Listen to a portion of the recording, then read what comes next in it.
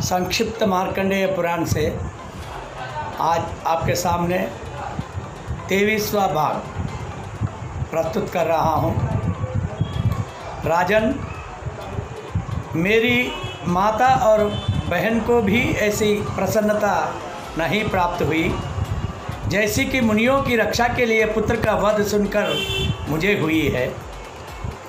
जो शोक में पड़े हुए बंधु बांधवों के सामने रोग से क्लेश उठाते और अत्यंत दुखी होकर लंबी सांसें खींचते हुए प्राण त्याग करते हैं, उनकी माता का संतान उत्पन्न करना व्यर्थ है।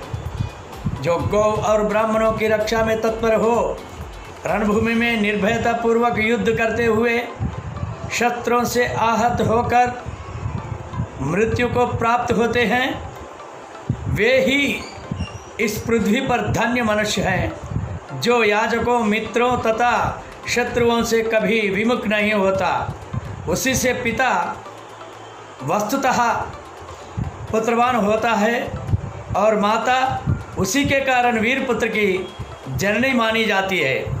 पुत्र के जन्म काल में माताओं को जो क्लेश उठाना पड़ता है वह भी सफल होता है जब पुत्र शत्रुओं पर विजय प्राप्त करे अथवा युद्ध में लड़ता हुआ मारा जाए।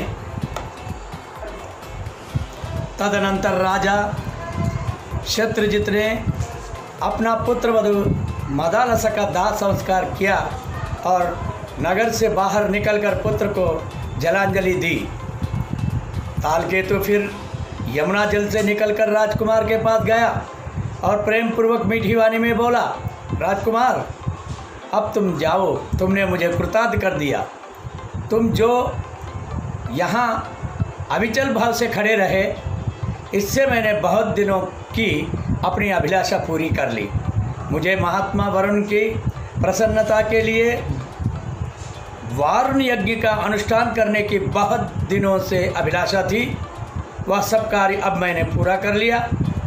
उसके यों कहने पर राजकुमार उसको प्रणाम करके गरुड़ तथा वायु के समान वेग वाले उसी अश्व पर आरूढ़ हुए और अपने पिता के नगर की ओर चल दिए। राजकुमार ऋतुध्वज बड़े वेग से अपने नगर में आए। उस समय उनके मन में माता पिता के चरणों की वंदना करने तथा मदालसा को देखने की प्रबल इच्छा थी। वहां पहुंचकर उन्होंने देखा, सामने आने वाले सभी लोग उद्विग्न हैं। किसी के मुख पर प्रसन्नता का चिन्ह नहीं है, किंतु साथ ही सबकी आकृति से आश्चर्य टपक रहा है और मुख पर अत्यंत हर्ष छा रहा है। पिता, माता तथा अन्य बंधु बांधवों ने उन्हें छाती से लगाया और चिरंजीवी रहो वत्स, ये कहकर कल्याणमय आशीर्वाद दिया।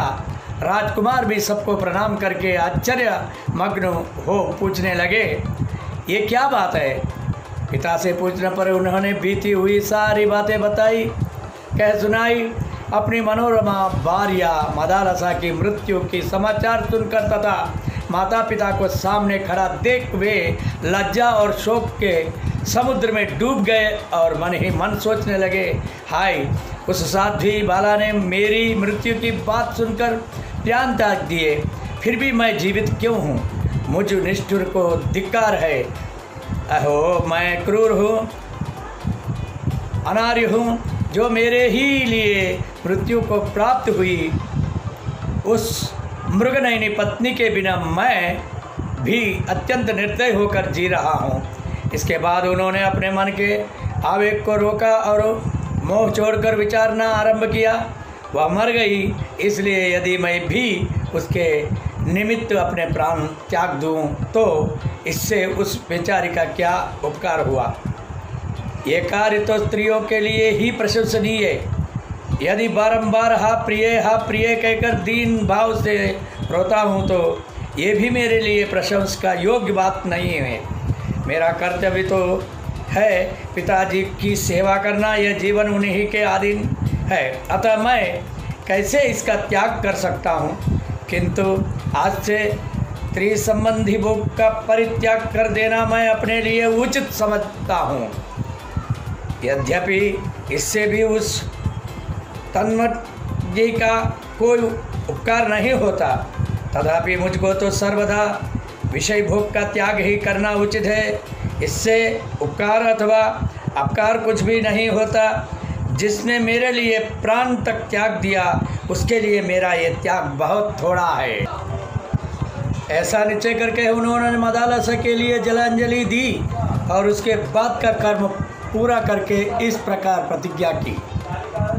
ऋतध्वज बोले, यदि इस जन्म में मेरी सुंदरी पत्नी मदालसा मुझे फिर न मिल सकी तो दूसरी कोई स्त्री मेरी जीवन संगिनी नहीं बन सकती।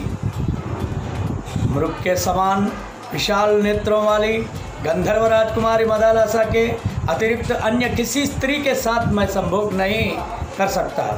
ये मैंने सर्वदा सत्य कहा है। दोनों नागकुमार कहते हैं, पिताजी, इस प्रकार मदालसा के बिना वे स्त्री संबंधी समस्त भोगों का परित्याग करके अब अपने समवयस्क मित्रों के साथ मन बहलाते हैं। यही उनका सबसे बड़ा कार्य है, परंतु ये तो ईश्वर कोटि में पहुँचे हुए व्यक्तियों के लिए भी अत्यंत दुष्कर है।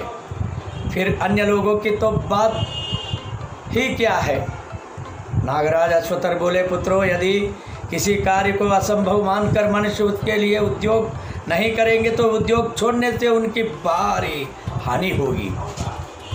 इसलिए मनुष्य को अपने पौरुष का त्याग न करते हुए कर्म का आरंभ करना चाहिए, क्योंकि कर्म की सिद्धि दैव और पुरुषार्थ दोनों पर अवलंबित है। इसलिए मैं तपस्या का आश्रय लेकर ऐसा यत्न करूंगा जिससे इस कार्य की शीघ्र ही सिद्धि हो।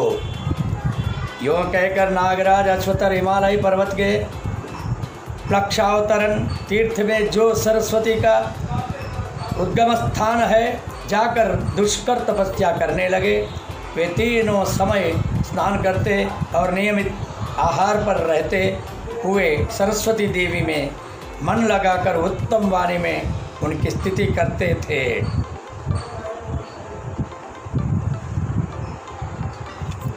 सरस्वती देवी का स्तुति इस तरह करते हैं। अश्वतर का उवाच, जगद्धात्री महादेवी परमारिराधयुषुः शुभम तोस्ये प्राणाम्य शिरसा ब्रह्मयोनिं सरस्वतीं सद्देवी यक्तिंचि मोक्षबन्धार्था वत्पदं तत्सर्व त्वत्यवयोगं योगवदा देवीं संस्थितं त्वमक्षरं परं देवी यत्र सर्व प्रतिष्ठितम् अक्षरं परमं देवी संस्थितं परमाणुवता अक्षरं परमं ब्रह्म जगच्चैतक्षरात्मकं दारुण्यवस्थितो ब्रह्म भौमच्च परमाणुम् तथा त्वचि स्थितः ब्रह्म जगच्चेदमशेषतः। अश्वतर ने कहा, जो संपूर्ण जगत को धारण करने वाली और वेदों की जननी है, उन कल्याणमयी सरस्वती देवी को प्रसन्न करने की इच्छा में मैं उनके चरणों में शीर्ष झुकाता और उनकी स्तुति करता हूँ। देवी, मोक्ष और बंधन रूप अर्थ से युक्त जो कुछ भी सत और असत पद है वह सब तुम में असंयुक्त होकर भी संयुक्त की भांति स्थित है। देवी, जिसमें सब कुछ प्रतिष्ठित है वह परम अक्षर तुम ही हो। परम अक्षर परमाणु की भांति स्थित है। अक्षर रूप परब्रह्मा और अक्षर रूप यह जगत तुम में ही स्थित है। जैसे काष्ठ में अग्नि तथा पार्थिव सूक्ष्म परमाणु भी रहते हैं, उसी प्रकार ब्रह्मा और यह संपूर्ण जगत तुम में स्थित है। ओंकाराक्षरस्थानं यत्ते देवी स्थिरा स्थिरम् तत्र मात्रात्रयं सर्वमस्ति यद्देवी नास्ति च। त्रयो लोकात्रयो वेदात्रयो विद्यां पावकत्रयं त्रीणि ज्योतिर्षि वर्गच्च त्रयो धर्मार्था यस्तथा। त्रयो गुणात्रयः शब्दत्रयो दोषास्तथाश्रमाः त्रयः कालास्ता तावस्ताः पितरो हनिर्षादायः। एतन्मात्रात्रयं देवी तव रूपं सरस्वती विभिन्नदर्शिना माध्या ब्राह्मणो हि सनातनः। सोमसंस्था हविः संस्थाः पाकसंस्थाश्च सप्तयाः तास्त्वदुच्चारणा देवी क्रियेते ब्रह्मवदिभिः। देवी ओंकार अक्षर के रूप में जो तुम्हारा श्री विग्रह है वह स्थावर जंगम रूप है। उसमें जो 3 मात्राएं हैं वो ही सब कुछ है।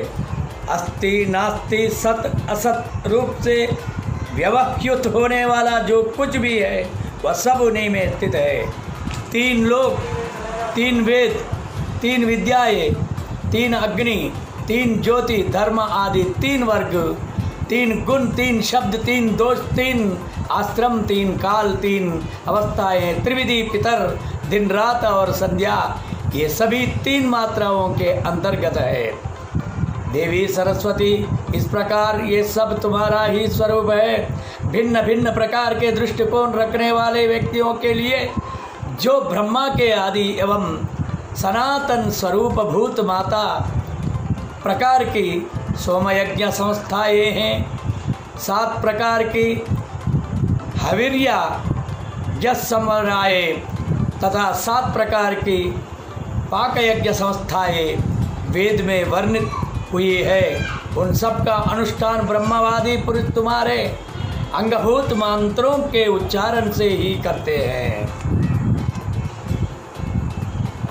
अनिर्देश्यम तथा चान्यदर्धमात्राश्रितं परम अविकार्य क्षयम दिव्यम परिणाम विवर्जितम तवैव च परम रूपम यन्न शक्यम मयेरितुम नाचास्येन नवा जिह्वा ताल्वोष्ठदिभिः रुच्यते।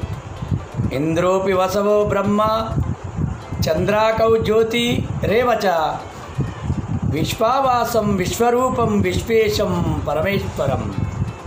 सांख्य वेदांत वेदोक्तम बहुशाखा स्थिरीकृतम अनादिमध्य निधनम सदा सन्न सवे सदैव तु एकं त्वनेकं नाप्येकं भवभेद समाश्रितम् अनाख्यं षड्गुणाख्यं च षट्कांक्यका त्रिगुणाश्रयं नानाशक्तिमतामेकं शक्तिवैभविकं परं सुखासुखमहत्त्वैकं रूपं तव विभव्यते।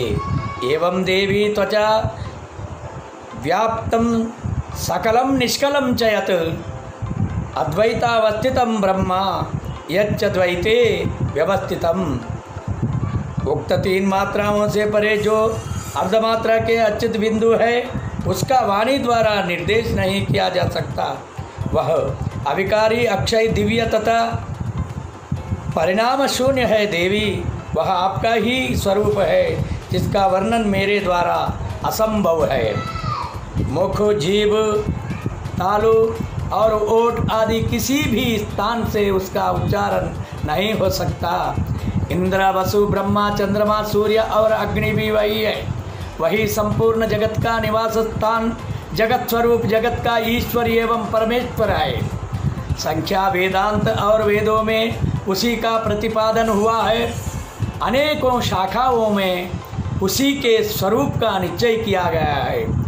वह आदि अंत से रहित है तथा सत असत से विलक्षण होता हुआ भी सत्वरूप ही है। अनेक रूपों में प्रतीत होता हुआ भी एक है और एक होकर भी जगत के वेदों का आश्रय लेकर अनेक है। वह नाम रूप से रहित है। चह गुणः चह वर्गः तथा 3 गुण भी उसी के आश्रित हैं। वह एक ही परम शक्तिमान तत्व है जो नाना प्रकार की शक्ति रखने वाले जीवों में शक्ति का साक्षार करता रहता है। सुख दुख तथा महासौख्य सब उसी अर्धमात्रा रूप तुरीय पद के स्वरूप है।